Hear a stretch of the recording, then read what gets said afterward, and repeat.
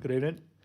Just going to do some work on the car tonight. I've not done any for a few days. It's been really cold, but it's pretty mild now, so garage is a bit more comfortable to be in. So I'm going to get this windscreen off. That's going to be the first thing I do, and try and get that wrapped up nice and safe. I'm going to, once the windscreen's off, just check a few things out around the mirrors, and there's a couple of other bits I want to get done while I've got some access to the scuttle a little easier. And then we'll get the plain glass windscreen on and the new mirrors on, and I think that'd be a pretty good session for tonight. So I will get on with removing these mirrors now. The support stanchions, they stay on the car, I think it's just a case of undoing the 3 bolts either side, and then I think that glass just slides out the top, and then it's a case of transplanting the glass out of this frame to get it in the new one, to get the new one in.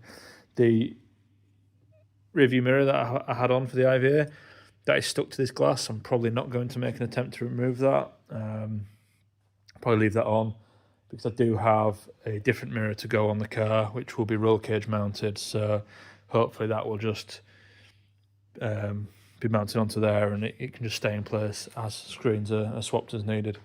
So yeah, that's the plan for tonight. I'll check back with some progress. Okay, mirrors off.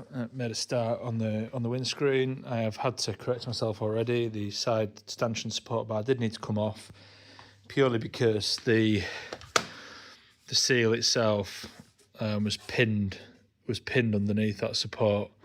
Maybe a question for anybody who knows better: is that necessary? Could that perhaps be trimmed at that point so that this doesn't need to come off in future? It's not a huge job. I just needed to take some of the interior knee panels off to access the nuts that weren't captive at the other side. And then the other thing I need to do, what it has exposed here, is the wiring for the heated windscreen. So I've just had a quick look under here, and I think that might be this one here, clipped up. So I'm going to snip that clip off, detach that, and then see if I can just poke that through. Updates to come. No windscreen. 2 cars, no windscreens. Would be a view into the future. Aero screen for this car, who knows? See what happens. So yeah, I just need to get these side supports off again, purely because of that pinched seal. So yeah, we'll see about that. So yeah, you just get 2 wires with little spade connectors on each side. Go through grommets and connect under the dash. So I'll label those connectors up underneath. So what I need to do now is take this seal off. There's a couple of screws. I think there's some more screws under the seal, so I'm just going to strip this down, hopefully pull the glass cleanly out of this surround, and then look at getting that somewhere nice and safe forevermore. Gauge is out, so it's dead easy really. There was a rubber seal, the one that was pinched on the support bars. This one was pulled out of its groove, and that'll need sliding back in, probably with loads of spray silicone later. So that kind of pulled out of its groove. That revealed 2 screw holes, one at each corner there, and then there were 2 screw holes already exposed in the side. Gives you 4 of these little guys come out. There's these little blocks which kind of orientated like that, which the screws went into, and then the glass just slid out. Now it kind of half brought the seal with it, half left it behind, so I'm not sure yet. I think I need to transfer that to the new glass. I don't think the new glass comes with that seal, so I'll probably take all these seals inside, just give them a quick wipe, some warm water, and then come back out to refit this glass. And what you get left behind is just a little diddy windscreen with you can see it's laminated with a heated element in the middle, and then, as I say, mirror left behind. So hopefully I can find a home for this where it can survive the next few years unscathed, but we know damn well I'll end up putting my knee through it or something. Anyways, right, get on with getting this trim out. Okay, so I did have to transfer this seal back on, but it was a piece of cake. I just cleaned it out. It was a little bit grotty, but just cleaned it out. Bit of silicone, didn't really need it, to be honest, but what I probably will need is silicone around the outside to thread it back into the frame. So do that now. I think that's going to be the hardest bit. If any of this is difficult, I'm not sure yet, but yeah, I'll do that now, get that slid in, and my hands are going to start getting a bit messy now because I'm down to my last glove. So if anybody wants to know how the good measurement for how long it takes to build a Caterham, forget about how many hours and stuff, because it'll depend on how long people spend in like consecutive sessions or with friends or talking to a phone instead of working on the car. Forget all those measurements.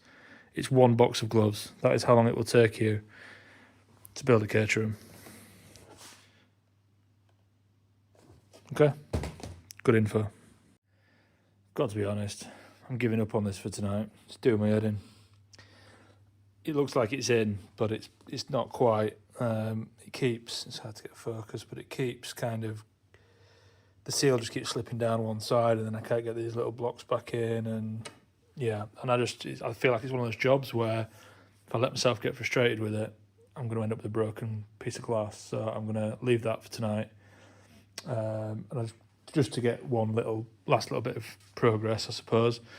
So I was having to think about mounting the V-Box lap time delta display thing, and I've seen kind of people velcro it just onto the top like that, but there's two press studs that get screwed into here, which I'm not actually sure what they're for. Maybe one of the soft top options, the tonneau cover, something like that. I'm not sure. So what I've just done is I've just unscrewed those press studs, as you can see, loose one there, and what I think I'm just going to do is slide this underneath, mark a couple of holes there, drill some holes, and then just use the press stud screws to hold that in place. So then when that OLED screen gets mounted, probably just with Velcro, to be honest, dual lock stuff, so it's easily removable. And then I'm just thinking about running the wire. I think I can maybe afford to run the wire between that lip as well, between the scuttle and the top of the dash. So yeah, that's going to be my plan for that. Get that done now and then call it a night while I stew over this windscreen. There we go, we've finished mounting that little bracket now. So that's it, that's nice and secure. It slips between the gap between the dash and the scuttle. Those press studs holding it in place.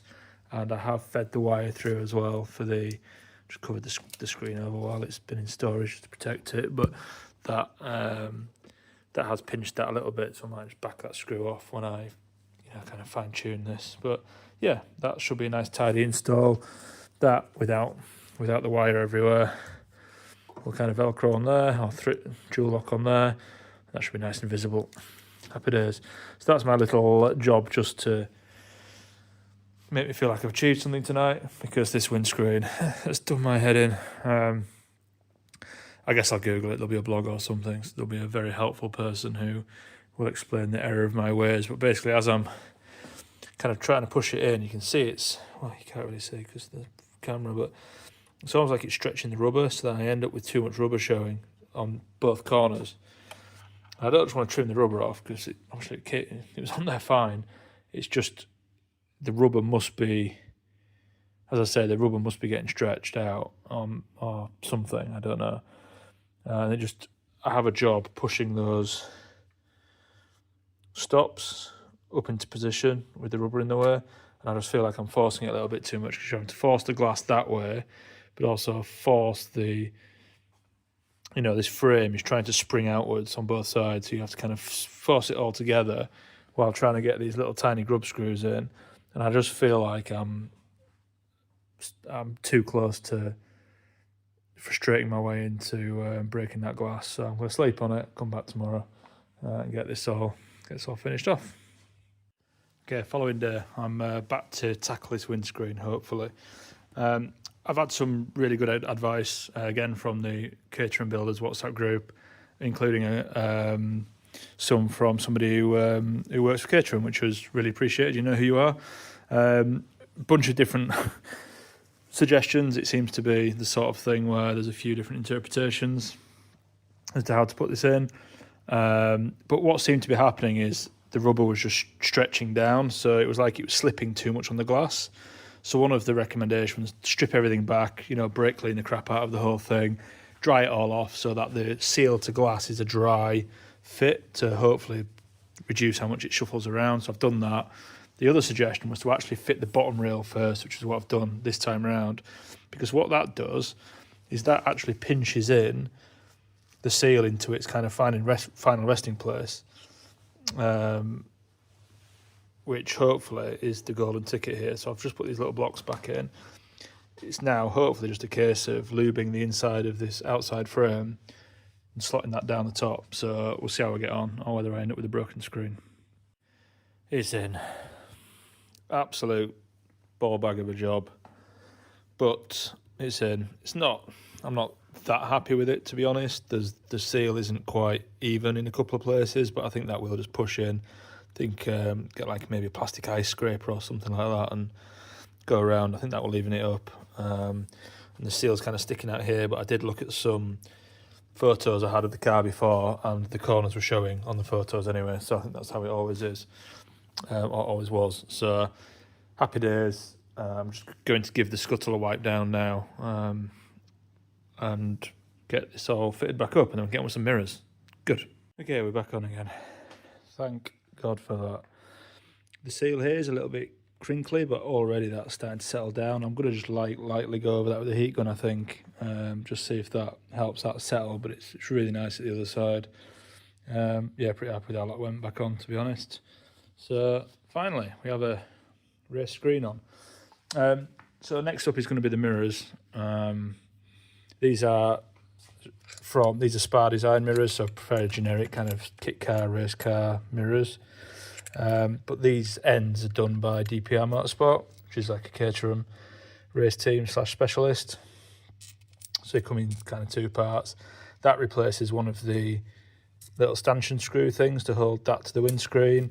That just goes on the side with some Loctite, and then this winds onto there, clamps down the adjustability as you do it, and then you can tighten down the rotation at the top. So I'm going to get these done now, get them roughly lined up, and yeah, I'll check back shortly. Okay, mirror comparison. So this is the original mirror. You see how kind of magnified it is, and despite its quite large size, there's quite a narrow field of view. You can just about get the wing and the rear wing into view.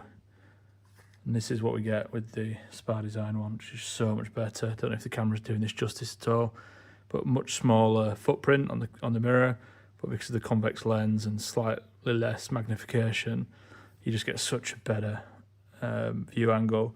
Where it's not so great, I'll be honest, is on the other side, because the roll cage kind of blocks that view off. I don't know, maybe about switching it to a roll cage mounted one for that side, since I'm going to be running half doors. I mean, I could run them both roll cage mounted, I guess, but yeah, that roll cage is kind of blocking that view a little bit, so maybe have a toy around with that. But yeah, these are so much better.